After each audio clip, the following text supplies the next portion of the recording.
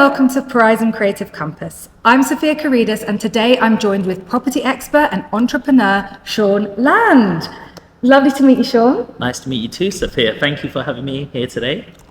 Not a problem. It's actually a real pleasure to speak to someone like you, because I think property is I think you either know or you don't know. And I think what you're doing, your mission to educate and teach the UK really about how to get into property and stuff like that is really admirable. So do you want to tell me a bit about where this all started?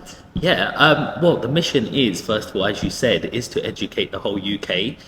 Why is that? Because schools literally aren't telling you how to buy a house or some of that financial literacy that we do need.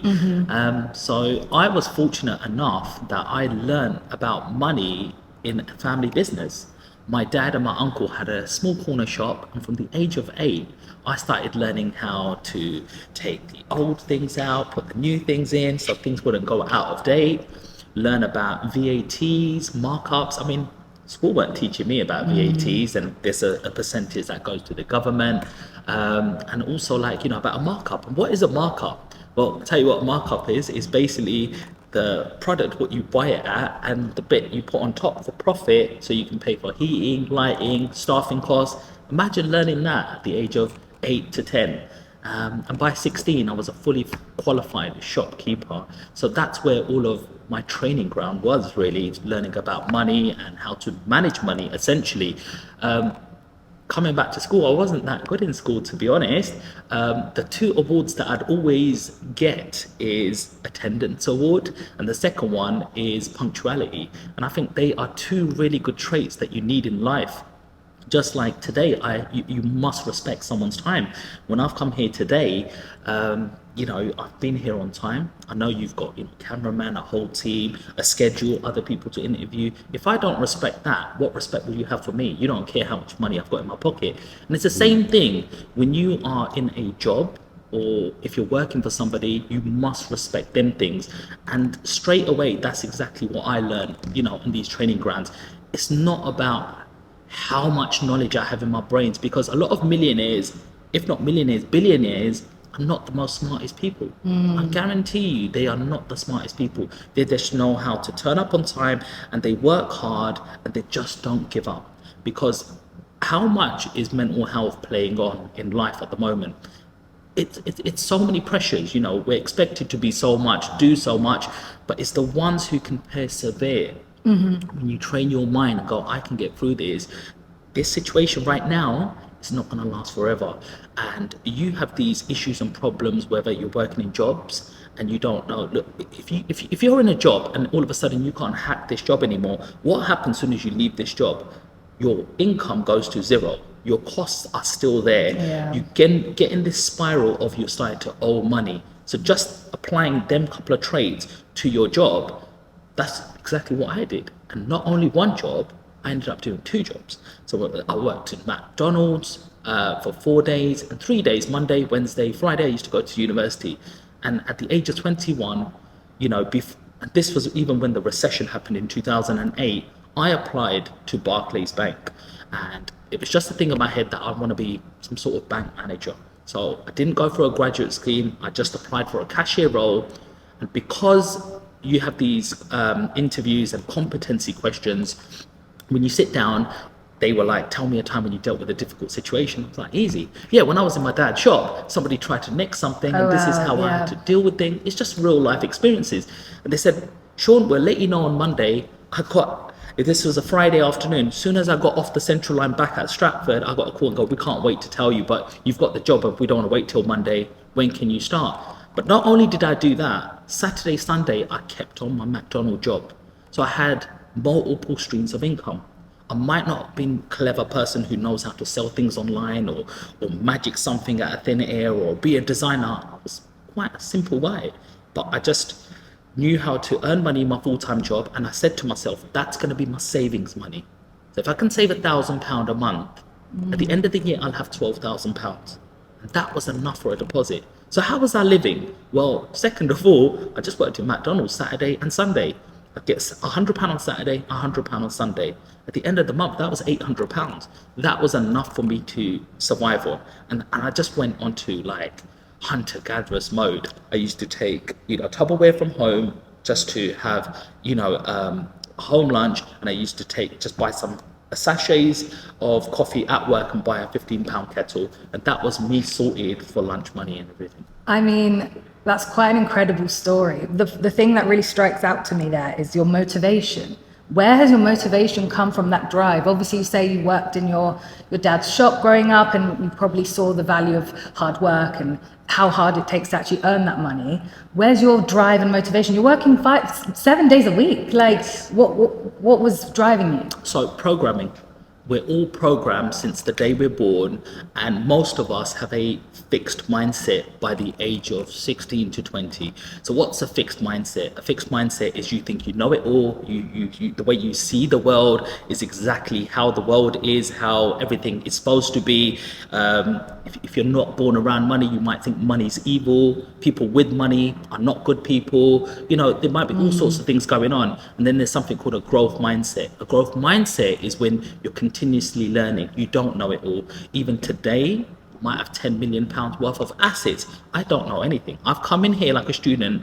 Even before this interview, I've sat down with you and said, wow, you work for this company. How do you do certain things? And I would love to share some knowledge with you, etc. Because I don't know everything about your job. I might know what I know about my industry, but it doesn't mean I stop learning elsewhere. And I've learned that through, again, my two mentors, which has been my father and my grandfather. And I'll tell you why, because even though working 7 days a week seems hard for most people, with my programming, it's a privilege. Why? Because my granddad lost his father at the age of 3. He didn't have a father guiding him. He used to walk barefoot in India just to sell candy floss. And he used to tell me them stories. And he said somebody gave him some money on a bus and he felt he won the lottery. He came home and gave it to his mum because, look, someone gave me this on the bus. And his mum slapped him so hard and said, we don't accept anything from nobody. Because God has given you 2 hands and you go and bust your ass. We don't want nothing from nobody. You go and get it yourself. And from there, he went to Singapore, Thailand, Malaysia, and got his ticket in the 1950s into the UK. And there he said, he used to sleep on the floor with my grandma, and my dad and his 2 brothers used to sleep in a bed. It was one room they rented in this country. So that was hardship, not me wearing a nice uniform, walking into a bank where I had a break time and I had a lunch break, and this was nothing. Seeing my dad work in a corner shop 7 days a week, a lot of people say, oh, you came from money. Did we? He was a partner in a penny business. They were just trying to pay their bills and trying to support 5 kids at home and a mortgage and a wife who didn't work. So we were brought up with high-tech trainers. We were brought up with hand-me-downs. I would wear my dad's tops to school trips because it was a nice brand that he'd wear, but I'd roll up the sleeves. We came from a place of we had nothing. We were nothing. We didn't have pride. And when you work off that, and have no pride and no ego, then anything's possible. Because all of a sudden you're walking in a room as a student and saying, I'm not better than you. Just because I got more money in my pocket, I'm not better than you. I'm always willing to learn and be better every single day. And as human beings, that's what we should do. Just like we're going out to hunt, every day is a hunting day and bringing something back, right? Yeah, I mean, I want to touch on 2 things. The growth mindset thing is really interesting. I think it's so important in this world to never think you know it all. I think I'm quite a curious person. That's why I like interviewing people. I like to learn about people's lives. And I think it's really important to constantly be growing and learning, because you're right. How else are you going to develop and push yourself? And secondly, about your mentors. So again, incredible story. I think it really reflects your family setup and your background. I guess would you say that's where you learn your kind of values and your morals in life? Yeah, absolutely. I mean, look, if it was just my father, would I have done as well as I have done? I'd pretty much be certain no, because mothers play such a big key role also, and they aren't mentioned enough, because that's where love comes from, that maternal feeling of love. If my mum didn't drill the respect of your dad is working for us, I would never have respected that man. I was like, he's doing what he's got to do. My mum would drill it every single day, how hard your dad, even if they've had an argument, she would hold it up. Your dad goes out and busts to work hard Supports for the family. She taught me about love. She taught me about giving. And even till today, whenever I tell her what big deal I've done, she'll always say, what are you giving back? She'll always say, yeah. Even if I say, look, I've done a deal that's got 50 grand, she goes, is that good? And I'm like, yeah, Mom, it's really good, I think. And she goes, but what are you giving back? How are you helping? Are you doing something? I'm like, Mum, I'm writing a book right now, and I'm teaching them a tool and a lesson after every chapter of my life, what they can implement, like a self-help, because my message is not my own. Maybe you're just a vehicle or a beacon to, God goes through you, passes that energy on, and it's for me to pass this energy on to society and communities to show them what schools and other people are doing. And I'm not saying it's the right formula, but it was my formula that worked for me, Absolutely. I mean, talking about sharing knowledge, and property, first of all, I want to quickly dive back into what got you into property, number one. Yeah. And two, what then made you want to share that knowledge? You've kind of touched on it, if you could. Yes, absolutely. Again, very lucky, and I'm very fortunate, and I'll tell you why. The mindset is key when you're young. I was in my dad's shop, I think I was about 13 years old. And that's a key number, 13, because at the age of 26, I became a millionaire. So in that thought process where it started, just doubling my life, I became a millionaire in that thought process. So first of all, a lot of people have goals and they write it down. A new year, new me, I'm going to do this. And then what happens a few days later? Or they join the gym. January, the gyms are full. I'm guilty of this. Yeah. What happens in February? The gyms are all empty, and it's more machines for me to use again. So it's all about that thought process. Never letting that thought leave your mind. Being consistent, persistent, being persevering through all the hardships. So I was in my dad's shop, and one of the folders fell out, and it was a NatWest bank account. And this was, I think, about 1995, and I saw about £70,000, and I was like, that's a lot of money. And my dad and my uncle's business partners, I said, Dad, is that what the shop makes? And he goes, no. He goes, this is the rental property. And I was like, what's that? Because I've never seen anything else. And they go, the shop opposite, your granddad put in 10 grand, I put in 10 grand, your uncle put in 10 grand, we bought it, we've done some work to it, and we just rent it, and the money goes in here. But we don't use it because we want to buy more property with it. Okay. Yeah. But the shop account only had 3 or 4 grand in it, and that just paid for wages. I think my dad got like £500 a week or something. My uncle got the same, and just to pay for the heating and lighting and the stock that they needed to buy. So in my head, I'm like, my dad's in this shop all day long. I don't want to be going to cash and carry, unloading vans, pricing stuff up, and being here till 11 o'clock at night opening up. I want to do that. So the thought process started with property. So I used to tell my dad, can you take me when you go to the property? And yeah, it wasn't very nice because he'll be like, yeah, I need to take you. And then he goes, that drain's needs unblocking. So you'd be the little handyman. And he goes, you've got the smallest hand, Sean. It's just a little U-bend there, and put your hand in and you'll unblock it. And I'd be like, that's disgusting, because here's a plastic bag and just do it. So I'd do little things like that. And he goes, just save £200 there, son. There you go. And it's like, so I was never afraid of looking into, doing work. But the thought of buying a house, I mean, who's let alone seen 100,000 in their account, never mind taking a debt on for 100,000? It's a very scary thought process, because my dad didn't go, here's some money and go and buy a house. He'll be like, what are you doing with your money? If you're going to start, spending all your money on silly things, you can get out my house. To pay £300-400 to stay at home. I know I had it good. Yeah. So I was like, okay, because he'll be that disciplined to go into my life and go, show me your bank account. Wow. And I'll be like, well, I've saved money there, Dad. He goes, right, you can carry on staying here because you're being wise with your money. And he goes, the minute you're spending on all these silly things, you can get out, because then you're going to learn that money is not that easy when you start paying, obviously the rent what I pay at home, but then your bills and other expenses, they're all piling up because you never get anywhere in life.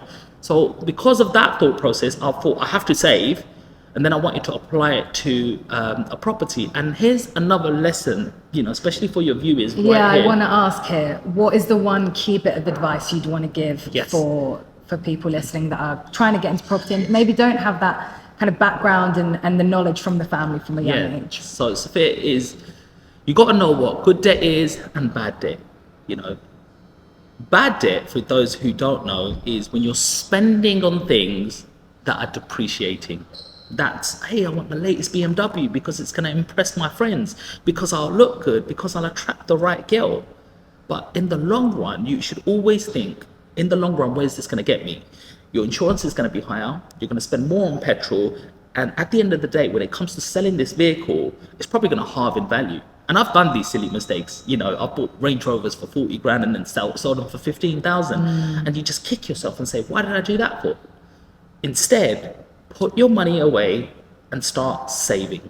Saving is not for you, not for the bank, not for Nike or Adidas or BMW. It's something for your future. In investments or in just a savings At account? the start, I would just put it in a simple interest-bearing savings account. Don't even worry about the interest, because it will probably be like 1 or 2%.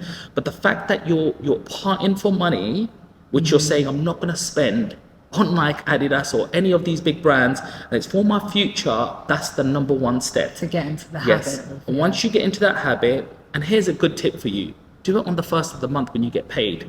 On payday, if you get £2,000, make a standing order, which is an automatic payment that you can change yourself. Just make £500 go straight into a savings account. And then all of a sudden, it just becomes a habit. And then you just see 1,500 there. And then what do? You're like, oh, I've got to survive 1,500. That's what you've got to play with. And at the end of the year, that will be a pot of money with £6,000. Then also you can be very creative with money nowadays. You don't actually got to buy a house to get into property nowadays. You can rent somebody else's and put it on Airbnb or Booking.com, where you sort of take it for them a £1,500, but people pay you a nightly rate for £150. Over 10 days, £150, £1,500, that pays for your rent.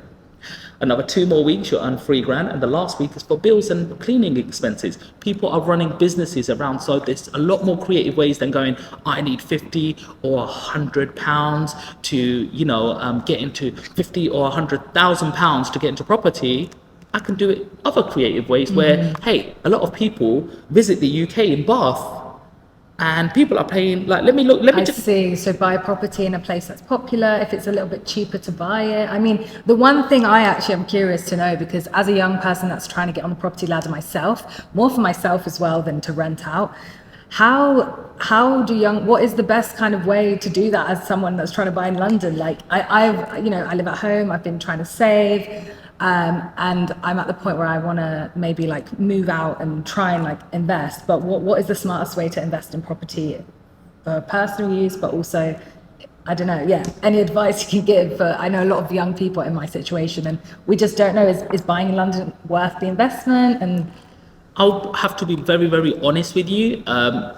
And I've sat down with Rightmove, they're one of the biggest platforms, and when I've sat down with meetings with them, they pretty much say you're pretty much crazy to buy in London now because of the returns. You're not going to get that high return of 10, 12% like you could have done previously, purely because house prices have gone up and rents are not servicing these sort of loans in terms of giving you that profit. However, if you do go into the northeast of England, somewhere like maybe with Newcastle, and where a lot of Emiratis have come and bought the football stadiums, they're regenerating these areas. So the first thing you probably need to do is concentrate on, how do I generate cash? How do I make more for my money? So a lot of people have been very creative and buying houses for like £80,000, spending about 20, 30,000 on a little renovation and making a couple of more rooms so students can let these rooms, making a profit, and the banks are valuing this a lot higher. So it's a strategy called BRRR, which is buy, refurbish, rent, and refinance. So here's another thing: when you take a loan out of a house that's gone up in value, you don't pay any tax on that money either, because it's a loan. And with that money, you can go and then buy another property. okay. And that's how my journey started. I just started with one. It's very important. It's only the first one that's really, really hard to buy. Once you buy that first house, you have an asset under your name and you're outside fiat currency. Fiat currency is things like money that's not backed by anything, because previously it was backed by gold, etc. The more money that's printed, it's because it's not backed by anything, that's what causes inflation. And when there's inflation, things outside of the monetary system, like houses, have to reset at a higher price, because you've watered down this currency, you now need more of this currency to buy this asset. So as soon as you break that cycle of coming out of a job that you're just working for money, you can let money work for you by buying houses and receiving rent that way. Okay, a lot to work with there. A lot. I feel like we've learned a lot today. Well, to round off, to be honest, I want to know what's next for you, Sean. You've told us so much useful information, and I think a lot of our listenership and our followers would like to kind of learn a bit more. I think it's a really useful topic for everyone to know about. So what is next?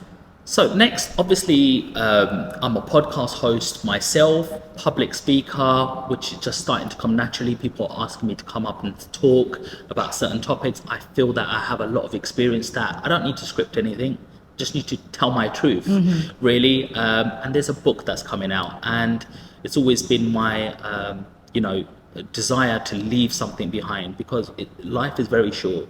I can remember when I was 10 years old, 20 at uni, 30 middle sort of, from where I am. I'm literally 40 next year. I'm halfway. I remember my dad is 60. My granddad was 80 when he passed away. I can see life, how short it is. Yeah. It's a very short journey. So what do you stand for and what do you leave behind? And I just want to leave a good message. I want to, always do things as if like, my kids are watching, and I want to, leave that sort of legacy. Already, my youngest, Jaden, he's 11 years old. He said, "Dad, I've got $500,000." He's just hit over £500. I mean, he's got his distinction in his piano. And I said, he goes, so I was driving him last Monday, and I was like, what do you think you'll get in this piano? And he goes, I don't know, Dad. And I said, look, I'm happy if you just pass. And he goes, yeah, well, what if I get a mirror? I said, £25. And then he goes, what if I get a distinction? I said, 100 quid. He goes, but that's tough, and that's why you've done that. Anyway, 2 days later, distinction, and he goes, where's the money? So the guy knows how to work for money. You've taught him. Yeah, and he's not a spender either. Like, he goes, I said, why do you not spend the money? And he goes, nah, I don't need to spend that yet. It's like, I've already started his thought process, which whatever my granddad and my dad has passed on to me, I've already passed it on to another generation. But I already know he's going to be more successful than I could ever be. And he asked me a question. He goes, what do you think I should do, Dad? I said, I'm not too sure. What do you want to do? And then 2 days later, he goes, I've Googled it. I got 148 out of 148 in maths, Dad, and I like a bit of science, so I think I'm going to go work for NASA. And if that was told to me, I would have probably said that's a crazy idea, but I never ever put that belief or thought system into their mind. I go, oh, okay, you're going to work for NASA, cool. Yeah, let's see if we can, contact them and we'll do something. And he'd be like, yeah, we'll do that. And it's That's very amazing. important that you never put a barrier, because this mindset is very fragile, and one bad circumstance can really sort of hinder and, influence somebody's life. So it's all about that sort of legacy. Am I going to be in the UK? Well, I've bought a couple of tickets in Dubai now. It's got a very different environment over there. I might be part-time in Dubai over the next few years. So that's what the future brings. Well, Sean, there's been so much to work with in today's interview. It's been really, really insightful, really a joy to speak to you, and I've learned so much myself. I'm going to go and take all this away and mull it over and see how I can put this to my life. But yeah, it's been an absolute pleasure. Thank you so much for having us and for joining us today. And yeah, we can check you out on socials at Sean Land. Yeah, it's SeanLand_1. It's the main sort of channel, and from there you'll be able to find everything else. And if you're interested in podcasts as well, Mindset Motivation, it's just Take AC on YouTube. And we've got some good celebrities and influencers on there too. Perfect. Great. Thank you so much. Thank you so much, Thank Sophia. you. Lovely to be here. Peace.